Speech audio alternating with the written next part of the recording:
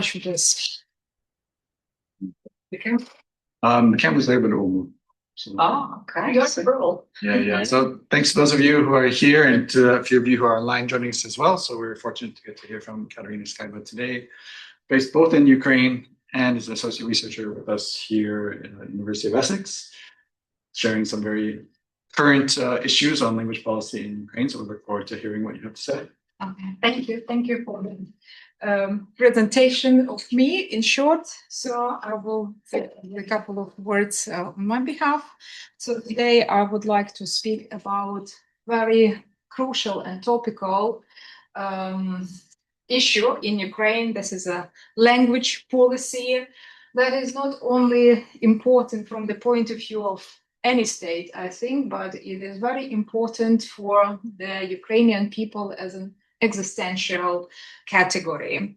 The language means a lot of us, and I will divide my presentation into two parts. One part will be more dedicated to the history of the language, about the policy of the Ukrainian language, and also about the history of evolvement of the language and about some hardships that the language experienced on the way of its, let's say, development. Yeah. So, and the second part will be about the existential meaning, existential category of the Ukrainian language for Ukrainians, especially nowadays with the ongoing war in Ukraine. First of all, I would like to start my presentation with the saying of the Ukrainian famous linguist Alexander Potobnya, who once said that each nation is bounded by the circle of its language. He also said that language is like the pencil that outlines us along the perimeter, defining our human self, worldview, and culture. So we look at the language not only like as a tool of communication, for communication, but also as something more meaningful, something that defines our human self, something that constructs our worldview, and that is also associated with our cultural heritage. The Ukrainian language had a very turbulent history. Its formation starts from the 6th, 7th century of our Domini, and by the 14th century, it became an old Ukrainian written language that was already used in legal documents, literature, and all across the territory that was Ukraine at that time and all the adjacent lands. Here you can see the Ukrainian alphabet. Yeah, looks a little bit strange to people who use the Latin alphabet, but we have some peculiar letters, and I will speak about some of them a little bit later. So, but even though we have a long history, so just there is some evidence of usage of the language from the 4th century of our Domini, but the proper formation of the language still started in the 6th, 7th century of our Domini. But this history, or the history of the language, was full of different events, different hardships, and I will explain now why. It is all due to the location of Ukraine. So from one side, it's a very good favorable location for Ukraine because we are in the center of Europe and we can trade with different countries. It's a very good location. It's an advantage, but at the same time, it's a bit disadvantage because we are in the middle of the West and East. And during the course of time, we appeared to be conquered by different empires. Here you can see that at some time, so just the part of Ukraine was conquered by the Austro-Hungarian Empire, then Polish-Lithuanian Commonwealth, and the Russian Empire that started from the 17th century. So just, and unfortunately, so just we still are fighting against. Each of these empires, they changed the language policies. They were trying to suppress the Ukrainian language, but the worst was during the time of Russian Empire, because even when Ukraine was a part of the Austro-Hungarian Empire, we had lots of freedom, and the Polish-Lithuanian Commonwealth, there were still Ukrainian schools and Ukrainian cultural societies.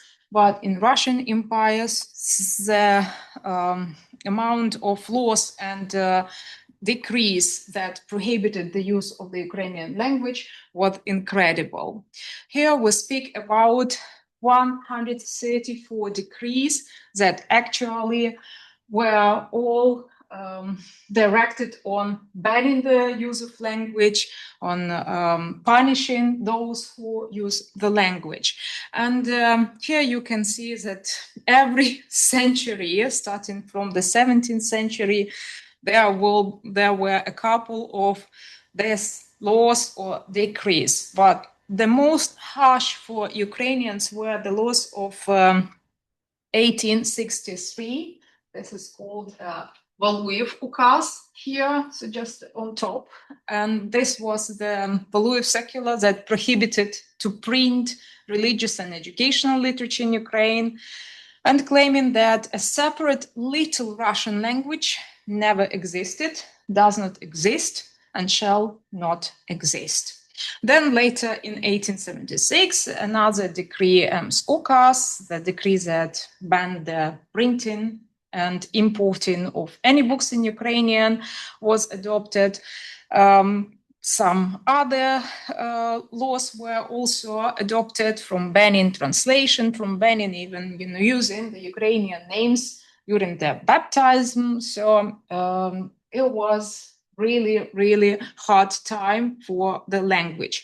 But even though the bad times for the language we had nearly all the time, so just the people who still loved the language, they were fighting back, and we had some literature and language societies, we had our writers, we had our representatives of the cultural world who tried to save the language, to preserve the language, and those are the people that we are very grateful for. And even though during the Soviet time, lots of them were killed during the Stalin's repressions, lots of people were also killed during the Great Famine in Ukraine that happened in 1933, and nearly 7 million people died of hunger. That was totally artificial famine. So just there was no any just like environmental problems so that could cause this. So just there was no like dry period, no rainy period. So just at that time, just the food was taken of people, especially the Ukrainian peasants. The Ukrainian peasants who actually still could speak the Ukrainian language. So we actually lost millions of people who were native speakers of the Ukrainian language. All this caused the bad consequences. The russification was really harsh, and it was the Russian language was imposed everywhere. So the schools were Russian, the media Russian, so just everything. And this situation was until the Soviet Union collapsed in 1989, in 1990. And in 1991, Ukraine got its independence. And one of the main laws that was adopted in Ukraine in 1996, it's Constitution of Ukraine, where the Article 10 declares now that the state language of Ukraine is the Ukrainian language. At the same time, I want to draw your attention to the thing that in Ukraine we have also declared in our constitution the free development, use and protection of Russian and other languages of national minorities of Ukraine. And this is very important because the Russian language just will be later used as a weapon, as a pretext to attack Ukraine. But in 1996, this constitution was adopted, and this is probably the time when the state language policy started its way, and we started implementing lots of laws. But at the same time, I want to say that the Ukraine was bilingual and multilingual at that time. Because of the long history of using the Russian language, so just it was not that easy to switch to the Ukrainian language, even though we had the constitution, so just we got independence, we still had the influence of our previous history. And most of Ukrainians were bilingual or multilingual. They could speak Ukrainian and Russian, so just easy switch during their conversations, find the language that would be convenient for both parties. And we happened to have something really special, so just our phenomenon that became a fusion of two languages, or like a hybrid language or a blended language that is consisted of the Ukrainian language and the Russian language, and it's called Surjik. Here you can see the pictures that probably depict the best the Surjik, because half of it is a Russian bear playing balalaika, and half of it is a lion. This is a picture of our famous painter Maria Primachenko. So, and when they're mixed together, this is Surjik. And for many people, the Surjik became their native language. So just this is the language that they use every day. And sometimes it's very funny to listen to people speaking this language. So, and but during the time of transition from the Russian language to the Ukrainian language, we look at the situation as something good, because it's better to speak Surjik than to continue speaking Russian.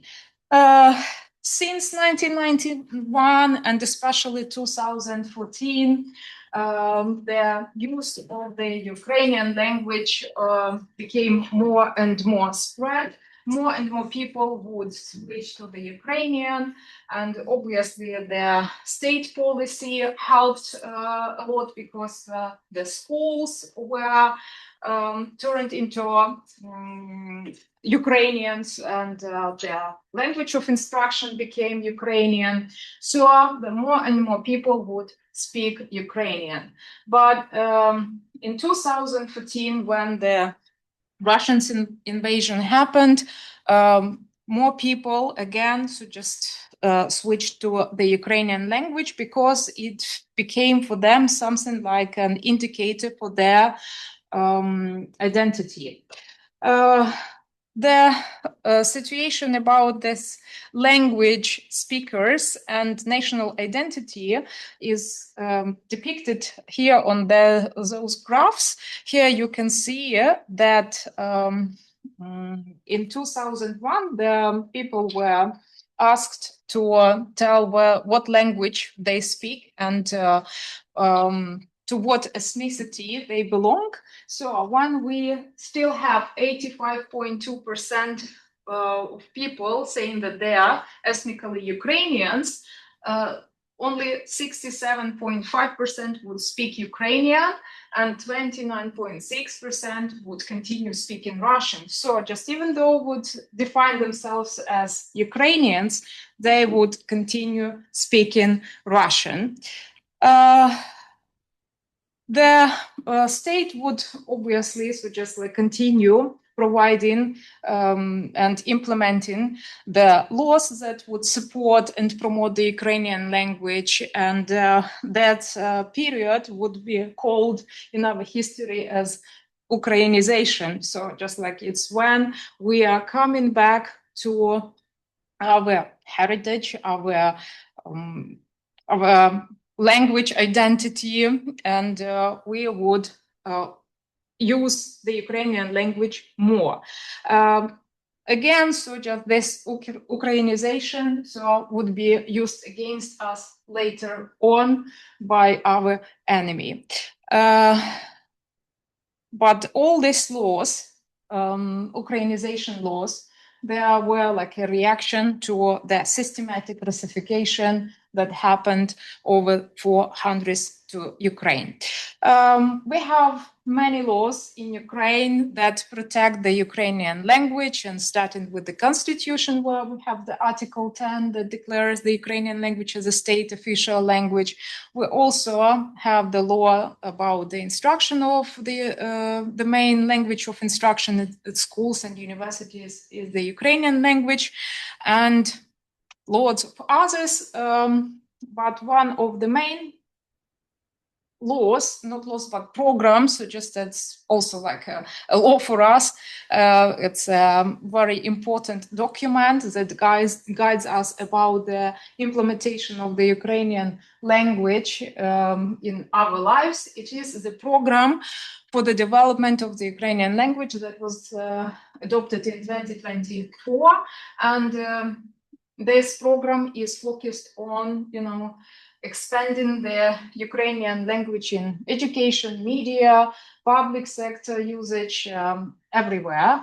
And also we have some new laws, as you see, 2024 language support program for IDPs. IDP stands for internally displaced people. So those people who were displaced from the occupied territories of Ukraine, and now the occupied territories of Ukraine are situated mostly in the east of Ukraine, that is occupied by Russia, and that was mostly influenced by Russification. So those people, they continue speaking Russian, but they want to switch to the Ukrainian language. It's difficult for them because for the whole their life they would speak the Russian language, but now they don't want to use this language because this language is associated with invaders, with enemies, and they want to speak the Ukrainian language. So as I said, this state program, so just is very important, not only for implementing the Ukrainian language in all spheres of life, but also it is a document that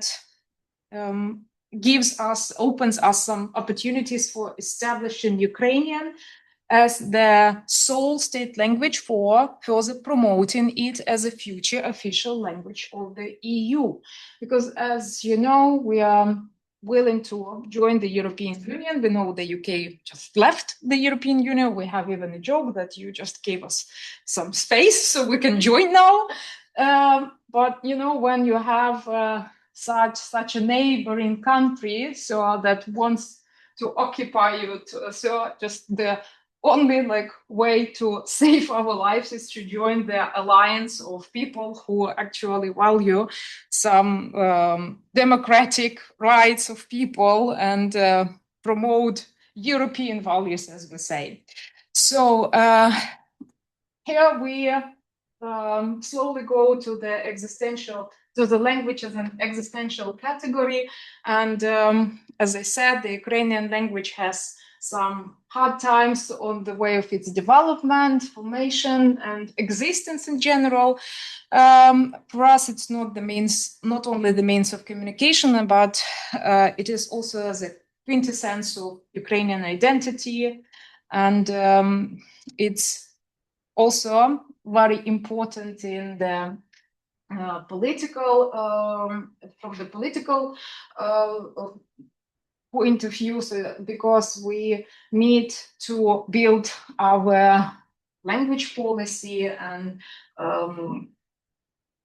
in a way that we unite people around the Ukrainian language, about the Ukrainian identity, so just that we know who we are, identify ourselves with, and that we can stand together and under the danger that we are living now every day. So just like it actually helps us to survive, because we stay together, we have something to share together, and the Ukrainian language is one of this, let's say, means of uniting people. Because what is happening, so we have a multilingual society, so just we have people who are Bulgarians, who are Greeks, so just like it sounds a little bit like strange that from where, so just like you would have Greeks in Ukraine, but it's historically that in the south of Ukraine, we have people who has the Greek ethnic origin, and also we have Bulgarians, we have Romanians, we have obviously Russians. So just we have Tatars from the Crimea. So we have people of different origin, but they all choose to speak Ukrainian, so as one of the means to say that they belong to Ukraine. So even though they are from different origins, that's why I suggest it's very important to speak Ukrainian in Ukraine, and the Ukrainian language is one of the weapons, is a weapon for us to fight against our enemy. When I showed the slide saying about the Russian language is one of the languages of the national minorities that is protected by our constitution, I thought that just like pay attention to this, because then later on in 2014, so Russia said that, okay, so just like you do not protect, we need to protect Russians and Russian-speaking citizens in Ukraine because they are suppressed. That's why we will attack Ukraine. It was one of the reasons why they occupied Crimea and then occupied Donbass. So there was no reason for this at all, because we didn't have any problem with people speaking Russian. But after 2014, more people started to want to speak Ukrainian, obviously. So just in this way, they would show their protest against the invaders. In February 22, so just another reason for attacking Ukraine was humiliation and genocide committed by the Kiev regime against, again, Russian-speaking citizens in Ukraine. And, so just Putin uses language as a pretext and instrument for expansion. So from his point of view, the country where the people speak Russian should belong to Russia. So, and there's a big problem, not only for Ukraine, but some European countries too, because they would still have some population speaking Russian as the results of the Soviet Union. Again, so the existence of Ukraine as a state is denied, and there is no such language as the Ukrainian language.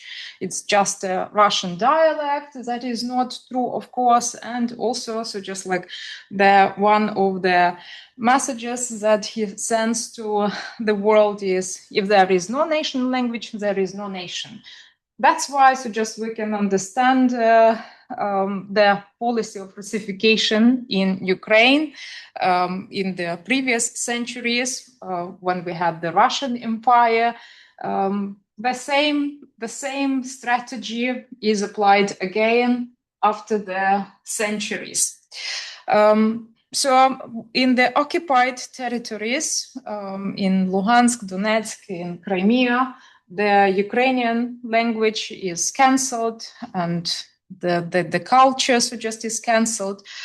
There are no schools that can provide instruction in the Ukrainian language, no teachers, so just everything, no libraries, everything is closed, and the language genocide against the Ukrainian language, linguistic genocide against the Ukrainian language is widespread there.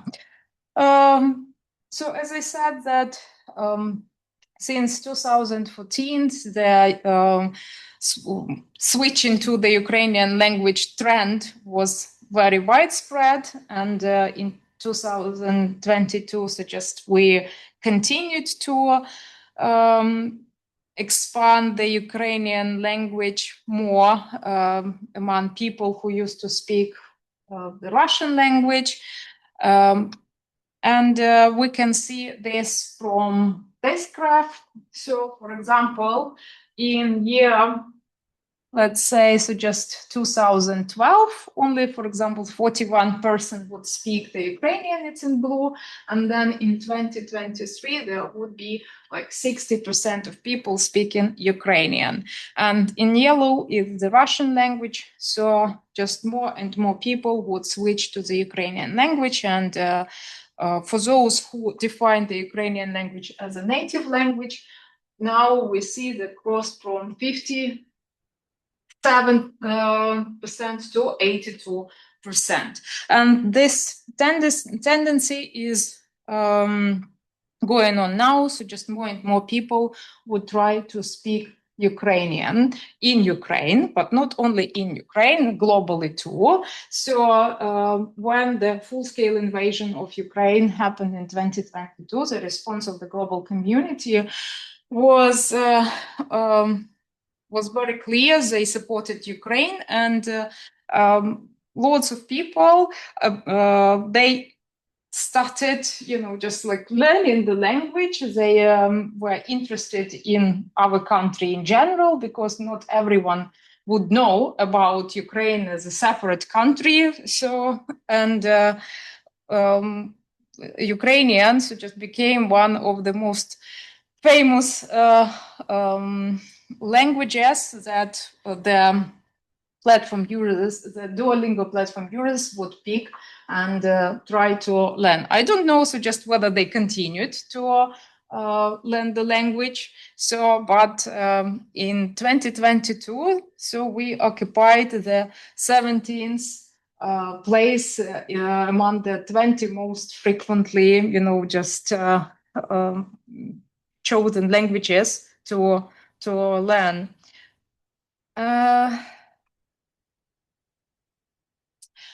Here is something. So while people globally try to learn the language in the occupied territories, the Ukrainian language is being eradicated. Here you can see that the names of our cities are changed from the Ukrainian into Russian, and this is one of the means of linguicide.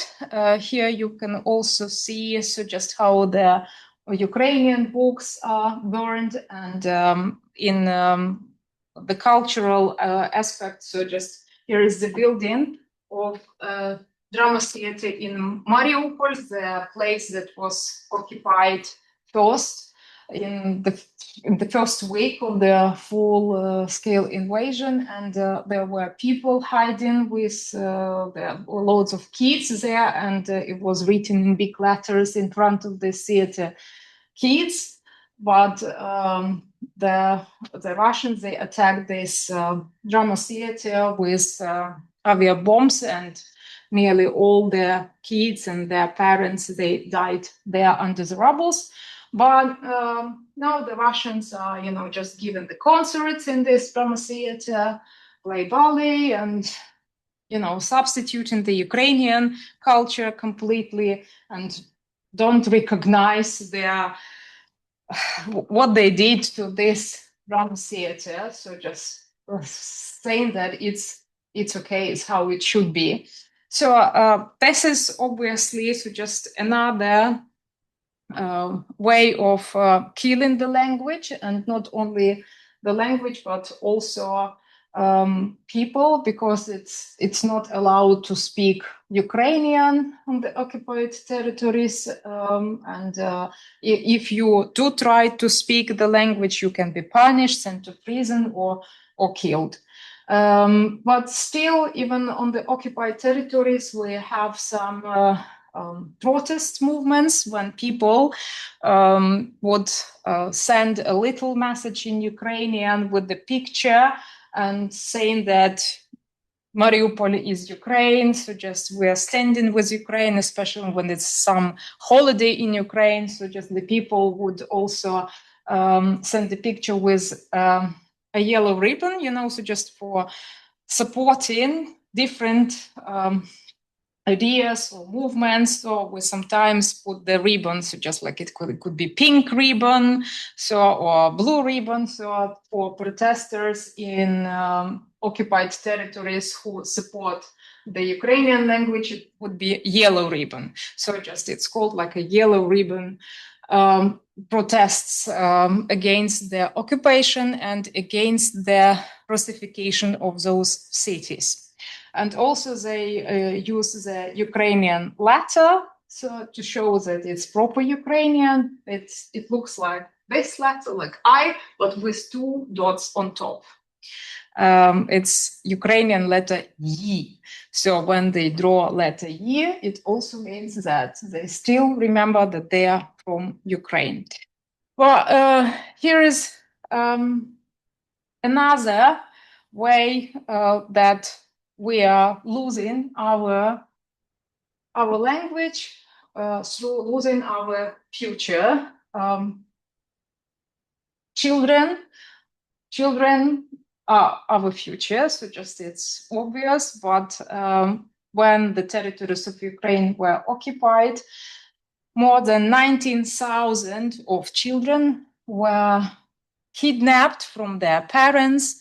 Their parents would be killed or sent to prison, and those children would be simply taken off them and sent to Russia. In Russia, they have now more than 200 camps where all around Russia, so where they Russificate the Ukrainian children, where they teach them to love Russia and to forget that they have the Ukrainian origin. Only a couple of days, it was in the Senate of the USA, where speech dedicated to this problem was delivered by one of the senators, and he said that he showed all the numbers of how many Ukrainian children are now kept in those camps. Lots of Ukrainian children were adopted by Russian families, and they were taught to forget the language, to forget the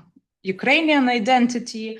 And what is worse, they, in some occupied territories, for example, Crimea, that was occupied in 2014, it was more than 10 years ago, they started teaching our Ukrainian kids to fight against Ukrainians. So they go to military schools, military camps, they learn how to kill Ukrainians because they're totally taught that they have nothing to do with the Ukrainian origin. It's one of the biggest problems that we face today. As a global response to what happened in Ukraine, in the occupied territories in 2023, the Parliamentary Assembly of the Council of Europe declared the deportation of Ukrainian children to Russia as genocide, and the International Criminal Court issued arrest warrants for Vladimir Putin. But 2 years later, the situation has not changed yet, unfortunately. So, but maybe in the light of the latest development, the situation would change somehow. We continue searching for our children in Russia, and according to the latest statistics, around 2,000 from more than 19,000 of the kids were returned to Ukraine. It's very difficult because they changed their names, they changed their surnames, and one of the interviews with the, let's say, ombudsman, Russian ombudsman for protecting the rights of children, she confessed that she took a little boy from Ukraine. If I'm not mistaken, it was from Kherson. And she even said that, yeah, at the beginning, he would refuse to speak Russian. He would continue singing the Ukrainian songs, but I made him in the end. And now, so just like he speaks Russian and he loves Russia. So even so just openly, they declare that they committed lots of crimes. And when you think about the amount of children, so just this is incredible, and this is one of the biggest problems that we have apart from the ongoing war. Another problem that lots of Ukrainian kids are abroad now, and they were brought there by their parents when they were only like 3 years old, 5 years old, very young, and they were immersed to the another language environment, and they already forgot their language. If the parents don't teach them at home their native language, they wouldn't be able to speak the Ukrainian language. So it is a big problem, and we all hoped for better, that the war would stop quickly, so just like in a year or less. But unfortunately, so the situation is not changing, and lots of our Ukrainian children, they went to kindergarten, they went to schools, and they acquired another languages, and unfortunately, they are forgetting their language. So the Ukrainian Ministry of Education is working on solving this issue, solving this problem. They create some Ukrainian schools abroad. They created their online courses so that the Ukrainian children would continue having some connection to Ukraine and not forget their Ukrainian language. But in general, the problem is very complicated, and not every family would be able to help their children to continue speaking the language. So it's very difficult. And I want to finalize my presentation with those two slides. This one, that is from the saying of our State Language Protection Commissioner of Ukraine, Olena Ivanovska, who sent the best greetings today. So just she wanted to join us online, but unfortunately, at the moment we have blackouts all over Ukraine. So the big bombarding happened on the 6th of December. It is the day of the Ukrainian army and the St. Nicholas Day. So just it's when we get lots of missiles, and power stations were targeted. So that's why today we only have like 6 hours with electricity, and just like all the rest is without electricity. That's why it is very challenging. So, but very recently, on the 30th of October 2025, Olena Ivanovska joined the forum Ukrainian, the language of the strong, and she said that this war is not only about territory. It is a war for identity. The Ukrainian language stands at the center of this war. Where the Ukrainian word prevails, there is no place for empire. And it's very right. And as you see, the Russian policy is to eradicate the language and say no language, no nation. So this is their principle. And I think that her words, they prove that we need to continue fighting for our language, because through our language we continue preserving our identity and prove that we're a nation that would fight for its life in general, and a nation that even our enemy should take into account, and just we are not that easily to give up. That the Ukrainians are usually associated with the word resilience. So just it's probably about us and about our language, because through 400 with 134 acts to prohibit and ban the Ukrainian language was still survived, and the language still survived. And just for fun, let's learn Ukrainian. Why? The professor, John Mark Porter from Columbia University, probably like a week ago or 2 weeks ago, so he delivered a speech talking about the Ukrainian language, saying that it's a unique language. So there are lots of interesting facts about the Ukrainian language. First, it's a linguistic paradox. For you linguists, philologists, suggest it could be interesting because we have 7 cases, we have 3 genders, very complex verb system. But we still have less exceptions than English, and the Ukrainian works like Lego. So just we have rules and they actually work. There are lots of rules, difficult rules, but they work. We don't have that many exceptions that the English language. And word formation is very unique. We have lots of prefixes and suffixes, and with the help of these prefixes and suffixes, we can build our vocabulary. For example, we have a Ukrainian word chitati, that means to read.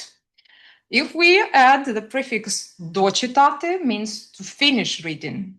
If we use perechitati, means to reread something. Zachitati means to get absorbed in reading, and zachitati means to read aloud. So with one stem, so just like we can create lots and lots of different words with different meanings. So he says that just like around like 50 plus meanings through prefixes.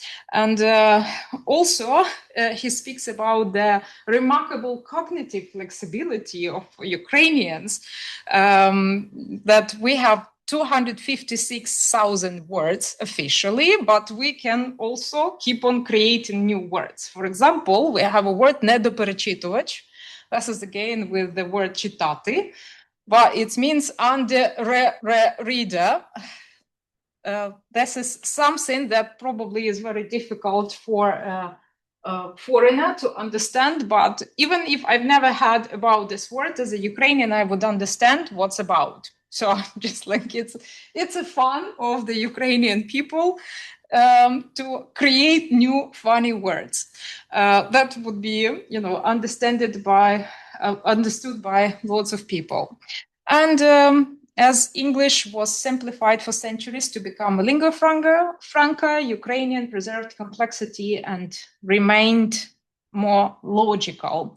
So here are some of our strengths, and as a result, 15 universities in the USA, they have opened the Ukrainian language courses, not because of politics, but I think just even definitely not because of politics, because you know that in the USA they have like great changes, especially in the educational sector, so just but because of linguistic interest, and probably this will spark your interest too, to learn a little bit of the Ukrainian language and see whether all these facts are correct and right, and maybe create your Ukrainian words.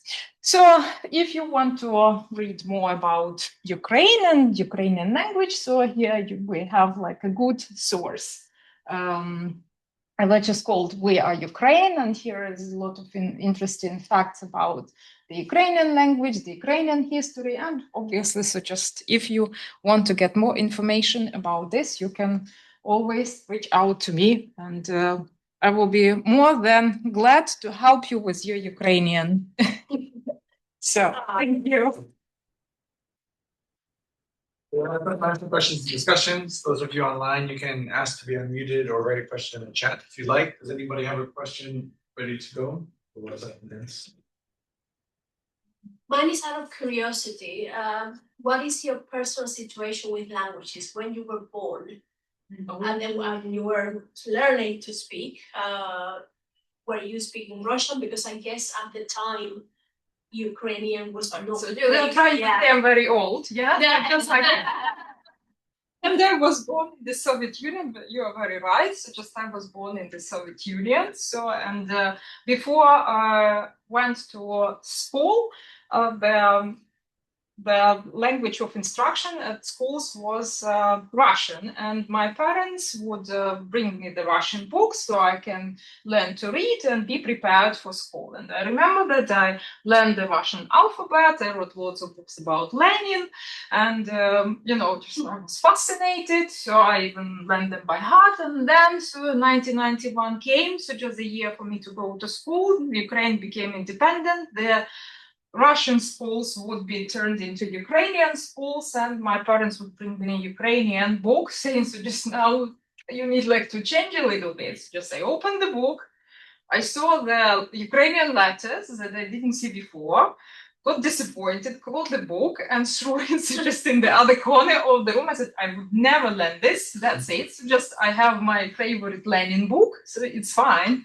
But then I went to school, and so just our teachers, they did great effort to make us love Ukrainians, so just like in a very like gentle way, let's say. So just we started learning the Ukrainian songs, and at the same time, my parents, they are of Ukrainian origin, so my grandparents would speak Ukrainian, so just every time I go to them, so just they would speak Ukrainian, so it was not like an alien language to me. But because all my friends, all my just like environment, so just was a Russian speaking, so just I didn't want to switch to the Ukrainian, but in a couple of years we were all speaking the Ukrainian language, and I would never go back to that time again. So, and now also just the other situations, so just the Russian book will go to that corner. So, and another like fact to prove that the Russification was so bad in Ukraine is that we have one of the biggest libraries in my university. It's a 9-story building, but every floor is like very big. It's like 1.5. So literally, it's not 9 stories. It's like 15-story building. Yeah, it's very, very like tall building. So we used to have lots of books, and now we just like review all the books and see, so just like some of them are old. It's time just like to maybe recycle some of the books, and we got rid of the Russian books. We started doing this probably in 2014, and we managed to get rid of thousands of them. And still, even as of today, the percentage of Russian books is higher than the percentage of the Ukrainian books. So all the literature, everything was all in Russian. So just now we need like to catch up with this time and just gain our language back. So I have a question out of curiosity. I understand that the government is working to promote the language for those Ukrainians that moved abroad. Do you happen to know whether there are any charities, schools that are abroad instead? What's the reaction of the international government to make sure that the Ukrainian language is actually being promoted? For example, in small communities, I'm thinking about Italy, for example. Mm-hmm. I'm not sure whether there are any charities or any entities that are promoting the language. Do you know whether the locals, like abroad, are actually working to promote the language? Yeah. So, for example, I showed that in Poland and in Slovakia, they have some even schools in Ukrainian, so that they just are open for all Ukrainian children to go there and to have the instruction in the Ukrainian language so that they can learn in the Ukrainian language. And the people who moved abroad, the Ukrainians, they would go to the church. So just in there would be some, just gatherings of people, and they would start some, I don't know, just like evening schools or Sunday schools where the children would come, and they would mostly do some singing, do some, just plays, something like that. But there is no system. There is no laws, no approaches to do this abroad, because the situation is very new. Everything happened only like a couple of years ago, and nobody expected the Ukrainians will go, just to so many European countries and stay there. As of today, it's around 6 million Ukrainians are abroad, and the amount of people live in Ukraine is increasing every day, because obviously when you have blackouts, you can't work, you can't stay in the house, it is cold, you can't cook food. So just like they would leave the country, and we need to think about some system, how we can still preserve the Ukrainian language abroad. Yeah, so just that's why. So just I'm saying that probably need to open some Ukrainian program. So at least from the point of view of the just linguistic interest. Wondering about if you know anything about the sort of comparative perspective of Russian attitudes towards other languages in general. So thinking of other Slavic languages or languages like Georgian or Central Asian languages that were in the sphere of influence, or even Siberian minority languages. Does the Russian government generally have a very negative propaganda, or is it Ukrainian a particular target for political reasons, or because it's so closely related that it can be seen as somehow not really a language, or what's the comparative perspective? So just it's nearly the same. So but Ukraine just is in the worst situation, for the reasons of just being a territory that they want to occupy. But if we speak about the minority languages in Russian Federation, so just they also are suppressed. Because the Russian language is the only one language, and when people from Moscow would go to, I don't know, just some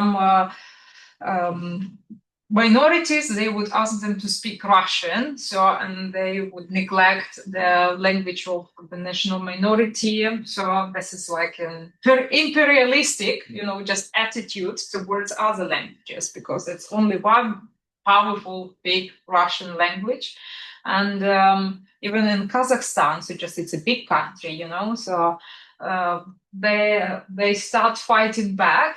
They again promote the Kazakh language, but there's still a lot of Russians living there, and they demand so that the language of schools, the language of hospitals is still Russian.